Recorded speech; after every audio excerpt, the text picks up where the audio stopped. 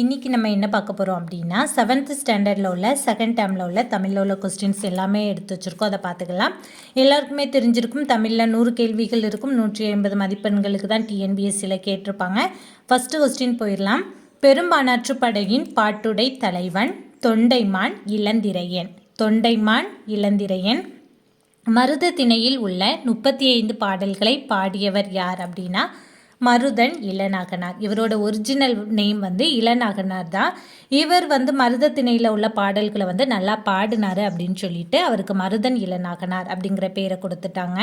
இது மட்டும் இல்லை, இதுலேருந்து இன்னொரு கொஸ்டின் கூட வரலாம். என்ன அப்படின்னா மருத திணையில் மொத்தம் எத்தனை பாடல்கள் அப்படின்னா 35. நெக்ஸ்ட் கொஸ்டின், அகநானூரின் மற்றொரு பெயர் என்ன அப்படின்னா நெடுந்தொகை. இதையே நெடுந்தொகையோட மற்றொரு பெயர் என்னன்னு கேட்டால் அகநானூறு. பொருள் தருக. வங்கூழ் காற்று, வங்கம் கப்பல், எல் பகல், மாட ஒள்ளேரி, கலங்கரை விளக்கம். இதை பொறுத்துகையில் கூட கேட்கலாம், பார்த்து வச்சுக்கோங்க. நெக்ஸ்ட் கொஸ்டின், தொல்காப்பியம் கடற்பயணத்தை எவ்வாறு குறிப்பிடுகிறது அப்படின்னா முன்னீர் வழக்கம். கப்பல் கட்டும் கலைஞர்கள் எவ்வாறு அழைக்கப்பட்டனர்? கம்மியர். நளியிரு முன்னீர் நாவாய் ஒட்டி அப்படிங்கிற வரி எங்கே அமைந்திருக்கு அப்படின்னு கேட்டிருக்காங்க. புறப்பாடல். நளியிரு முன்னீர் நாவாய் ஓட்டி புறப்பாடல். ஆங்கிலேயர் கட்டிய கப்பல்களை 12 ஆண்டுகளுக்கு ஒரு முறை பழுது பார்க்க வேண்டும். ஆனால் தமிழர்கள் கட்டிய கப்பல்களை 50 ஆண்டுகள் ஆனாலும் பழுது பார்க்க வேண்டிய அவசியமில்லை அப்படின்னு சொன்னது யார் அப்படின்னா வாக்கர் அப்படிங்கிற ஒரு ஆங்கிலேயர். நெக்ஸ்ட் கொஸ்டின், கப்பல் கட்டுவதற்கு பயன்படும் மர ஆணிகள் எவ்வாறு அழைக்கப்படுகிறது? நல்லா ஞாபகம் வச்சுக்கோங்க. மர ஆணிகள் தொகுதி அப்படின்னு அழைக்கப்படுது. இளைத்த மரத்தில் காணப்படும் உருவங்கள் எவ்வாறு அழைக்கப்படுகிறது? கண்ணடை. கண்ணடை. கப்பலை உரிய திசையில் திருப்புவதற்கு பயன்படும் கருவி எது அப்படின்னா சுக்கான். உரிய திசையில் திருப்புவதற்கு சுக்கான். அறிவியல் புனை கதைகளின் தலைமகன் என்று புகழப்படுபவர் யார்? Jules Verne. சொற்களின் வகைகள் எத்தனை? 4. பாரதிதாசனின் எண் நூலுக்கு சாகித்ய அகாடமி விருது வழங்கப்பட்டது அப்படின்னா பிசிராந்தையர். இதே கொஸ்டினை பிசிராந்தையர் அப்படிங்கிற நூலுக்கு என்ன விருது வழங்கப்பட்டது அப்படின்னா சாகித்ய அகாடமி விருது. வேளாண் வேதம் என்று அழைக்கப்படும் நூல் எது அப்படின்னா நாலடியார். இதையே நாலடியாரை இன்னொரு பேரில் எப்படி அழைக்கலாம் அப்படின்னு கேட்டு இதை ஆப்ஷனில் கூட கேட்கலாம், பார்த்துக்கோங்க.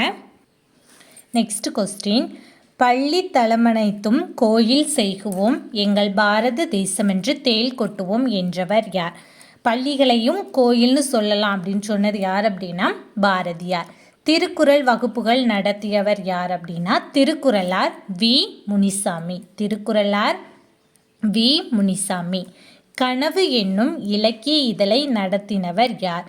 சுப்ரபாரதி மணியன். நன்னூலை எழுதியவர் யார்? பவனந்தி முனிவர். நெடி பொருள் தருக நாற்றம். காளமேக புலவரின் இயற்பெயர் வரதன். புனையா ஓவியம் கடுப்ப புனைவில் என்னும் வரி இடம்பெற்றுள்ள நூல் நெடுநல்வாடை. புனையா ஓவியம் புறம் போந்தன என்னும் நூல் மணிமேகலை. ரெண்டுமே ஒரே மாதிரி தான் இருக்குது, நல்லா ஞாபகம் வச்சுக்கோங்க. புனையா ஓவியம் கடுப்ப புனைவில் அப்படின்னா நெடுநல்வாடை. புனையா ஓவியம் புறம் போந்தன அப்படின்னா மணிமேகலை. நாட்காட்டி ஓவியங்களை எவ்வாறு அழைக்கலாம்? பசார் பெயிண்டிங். பசார் பெயிண்டிங். பொருள் தருக. மதலை தூண், நெகிழி தீச்சுடர், அழுவம் கடல். தெரிந்து கொள்வோம். எரானா அடிமரம், பருமல் குறுக்குமரம், மீகாமன் கப்பலை செலுத்துபவர், நீகான் நாவாய் ஓட்டுபவன், காந்த ஊசி அப்படின்னா திசை காட்டும் கருவி. இது எல்லாமே பொறுத்துகையில் கூட கேட்டு வச்சுருப்பாங்க. ஸோ எல்லாமே தெரிஞ்சு வச்சுக்கோங்க. நெக்ஸ்ட் என்ன அப்படின்னா 10 பாட்டு நூல்கள் என்னென்ன அப்படின்னு பார்த்துடலாம். திருமுருகாற்றுப்படை, பொருநராற்றுப்படை, பெரும்பானாற்றுப்படை, சிறுபானாற்றுப்படை, முல்லைப்பாட்டு, மதுரை காஞ்சி, நெடுநல்வாடை, குறிஞ்சிப்பாட்டு, பட்டினப்பாலை, மலைப்படுகடாம்.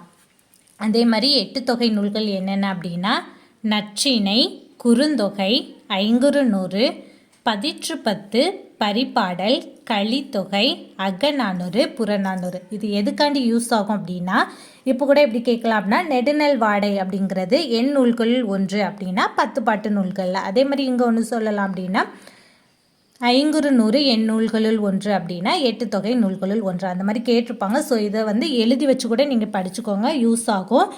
இதோட அடுத்து தொடர்ச்சியான வீடியோ 7th ஸ்டாண்டர்டில் உள்ள 3rd டேர்மில் உள்ள வீடியோ அடுத்த வீடியோவில் வரும். ஸோ எல்லோரும் பார்த்து தெரிஞ்சுக்கோங்க. நன்றி.